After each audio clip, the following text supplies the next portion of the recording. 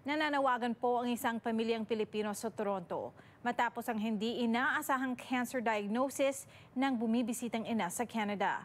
May report si Paula Saraza. Hindi namin ma-imagine talaga na nangyayari nga 'to. Sabi nga namin parang sa pelikula lang. Alam mo yun, healthy tapos biglang naging ano.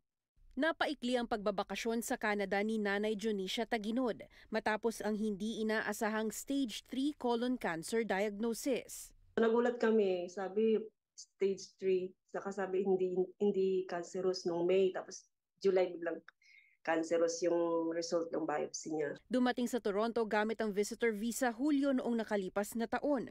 Panahon daw sana ito para muling makasama ang mga anak at apo. Nitong Enero lamang nang magsimulang makaramdam ng paninikip sa dibdib si Nanay Jonicia. At nang magpa-check up, nagulat ang pamilya nang malamang diabetic siya. December last year, sabi niya parang may masakit dito sa tagiliran ko, sabi niya. So, di muna namin siya, syempre ano yun, Pasko. So, walang mga doctors. Ganun. So, inantay namin ng after ng Pasko. Saka New Year, January na yun. January 8 yata yung first na check-up niya. So, sabi ng doktor, magpa-blood test. Yun, ang result is diabetic nga siya. Hindi ito ang huling beses na kinailangan niyang bumisita sa doktor. Nasundan pa ito noong Mayo kung saan nakitaan siya ng bukol na kinailangang ipaopera. Tagumpay man ang operasyon, muling sinugod sa ospital ang 65 anyos nitong Agosto dahil sa matinding pamimilipit ng kanyang tiyan. Sa CT scan, nadiskubring may intestinal blockage si nanay. Nakitang may intestinal blockage. Nag-block yung intestine niya. So, yun nga, impossible siyang mag-poop tsaka magkas. Kung titignan mo siya, wala siyang sakit kasi malakas pa rin yung fighting spirit niya.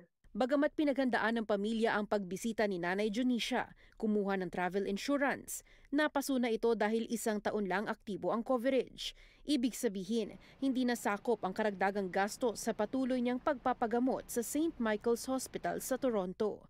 Isang GoFundMe page ang sinimula ng pamilya sa pag-asang makakalap ng pondo. Tinatry ko lang maging strong para kay nanay kasi ayaw niyang nakita kaming nalulungkot. Kasi siyempre doble yung iniisip niya, yung sakit niya, tsaka yung mga gastos namin. Naawa na rin siya sa amin. Kaya sabi niya, kung pwede habang buhay pa ako, iuwi na ako. Wala na talaga kaming ibang choice kundi yung humingi na talaga ng financial help. Kung about maliit man, malaki, tatakibid namin, tsaka yung mga prayers. Hindi pa man natatanggap ang kabuuan ng babayarang hospital bill. Nagdesisyon ng pamilya na ihatid na pauwi ng Pilipinas si Nanay Jonicia at doon ipagpatuloy ang pagpapagamot niya. Hindi sagot ng Canadian government ang pagpapaospital ng mga bisita lang sa bansa. Ayon sa government website, kinakailangang may health insurance ang mga papasok ng Canada, lalo kung planong magbakasyon ng matagal sa bansa. Paula Saraza, Omni News, Toronto.